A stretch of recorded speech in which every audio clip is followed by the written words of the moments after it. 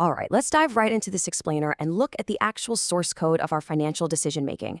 We're going to see exactly why relying on sheer willpower is basically never the answer to building wealth. Because honestly, if you've ever felt completely overwhelmed by money, or if your brain constantly seeks out that immediate dopamine hit, instead of focusing on long-term planning, you are definitely in the right place.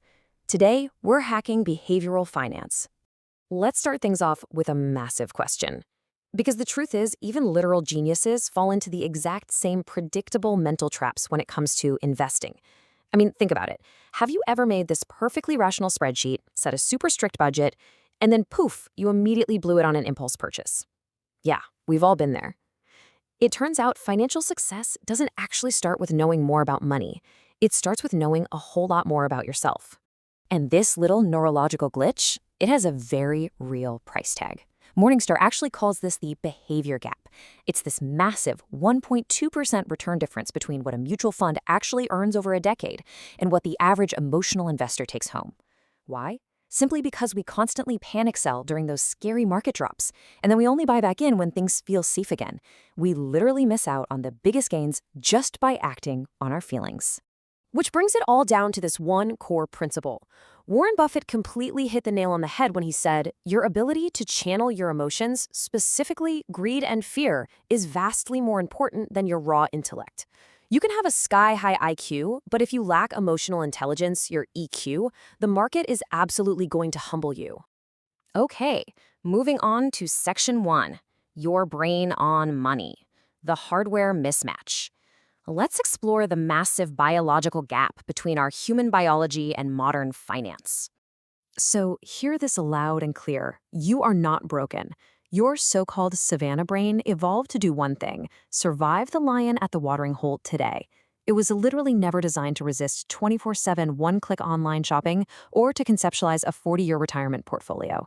Expecting your basic survival brain to just naturally excel at delayed gratification? It's like trying to run modern AI on a computer from 1995. It's naturally going to glitch. And one of those major glitches is something called extrapolation bias. This perfectly explains a massive Vanguard study which showed that investors almost always incorrectly predict the stock market based solely on how it performed over the trailing 12 months. If the market was just up, well, our brains assume it'll stay up. If it just crashed, we think it's going straight to zero. Our brains heavily overweight recent dramatic events, which completely blinds us to historical averages. So, because we process money emotionally rather than mathematically, we fall right into specific traps. That brings us to Section 2, the emotional currency exchange, the biases and glitches. Back in the late 20th century, two psychologists, Daniel Kahneman and Amos Tversky, effectively flipped the entire field of economics upside down with prospect theory. They mathematically proved that we are not rational calculators. Nope. Instead, we measure everything from a shifting emotional reference point, usually whatever our current bank balance happens to be. And we become hypersensitive to any movement away from it. Check this out. Because of a fun little glitch called loss aversion, the pain of losing $5 is actually twice as neurologically powerful as the joy of gaining that exact same $5. This deep-seated, incredibly outsized fear of loss is exactly what triggers panic selling. We literally feel financial pain double. We're also incredibly easily manipulated by presentation, which leads us to the anchoring trap. Our brains violently latch on to the very first piece of information we're presented with, and it completely distorts our reality. If you walk into a store and see a $500 watch first, suddenly that $150 watch right next to it feels like an irresistible bargain, even if your budget was literally only $50. Now, if your brain constantly craves stimulation and dopamine, you'll want to pay close attention to this one. We suffer from present bias. That means we actively value a smaller reward right now over a mathematically larger reward in the future. The immediate dopamine hit of buying something today just feels so much more real and urgent than the abstract concept of having more money next month. These emotional triggers basically act like invisible malware in our minds. When we feel stressed out, bored, or even when we're overly celebratory, we use spending as a coping mechanism to soothe our feelings. Or we fall victim to the sunk cost fallacy, where we stubbornly hold on to losing stocks or failing projects simply because we've already invested time and money into them, completely refusing to accept the loss. All right, now let's scale this whole thing up. If one single human brain is prone to all these emotional glitches, ask yourself, what happens when millions of these glitchy brains interact on a massive global scale? I mean, would you buy a flower for the price of a house? Welcome to Section 3, The Anatomy of a Bubble, the multiplayer game. This is where individual biases compound into full-blown herd mentality, and the collective zeitgeist creates massive, irrational financial bubbles. History is completely full of these collective delusions. Back in the 1630s, Dutch tulips were trading for more than actual townhouses. In the 1720s, even the brilliant Sir Isaac Newton, the guy who literally discovered gravity, tragically lost his entire fortune in the South Sea bubble simply because he couldn't resist following the herd.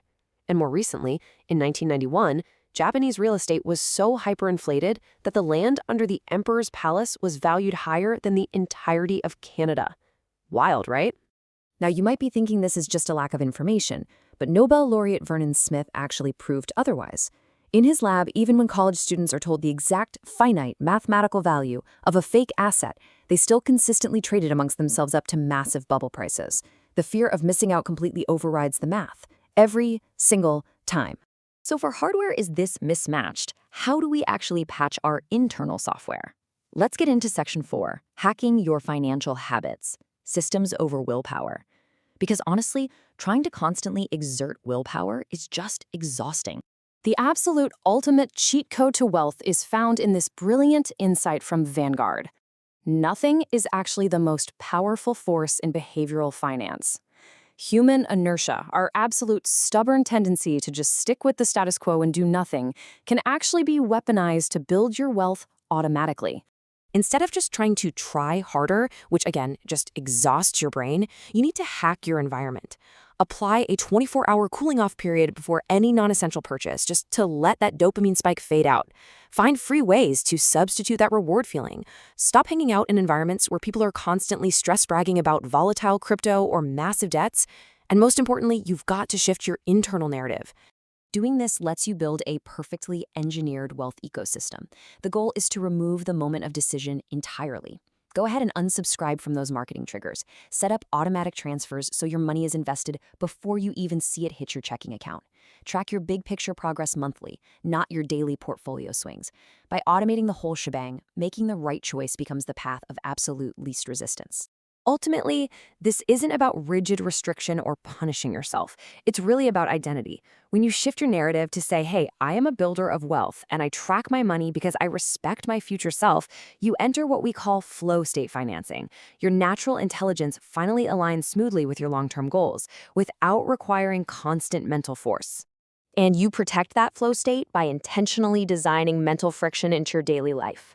A deliberate pause, like actively deleting saved credit card numbers from your browser or maybe keeping your emergency fund in a completely separate bank, acts as your own financial autopilot. It gently, systematically corrects your course whenever the turbulence of fear, greed, or even just plain boredom hits. So I'll leave you with this final thought to ponder. When you design an environment that respects your human glitches and you make your systems do all the heavy lifting, your brain is finally free to stop stressing, step back, and just enjoy the ride. Thanks so much for diving into this explainer with me. Take a look at your systems today and start hacking your financial future.